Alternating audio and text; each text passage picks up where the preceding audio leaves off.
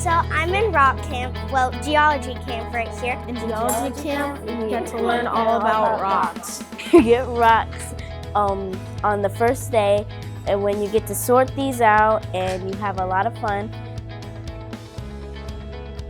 This is great obsidian. How it is formed when lava cools rapidly, and this creates the obsidian. This is obsidian.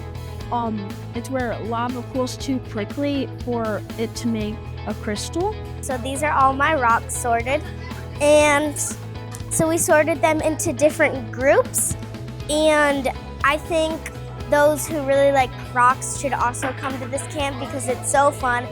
We learn about the eclipses and how Earth was made. We learned a lot about the solar system today. We learned about eclipses. Our project was making a story about one of the planets of the solar system. We also learned how to make dents, like how to weigh rocks and how to find density. Something like the off, which one is which was this.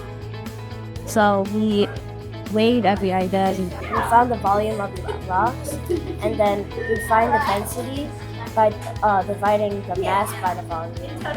This is a special rock. It's from the canyon, I believe, and it has these lines, and I'm gonna learn how to identify these on Wednesday.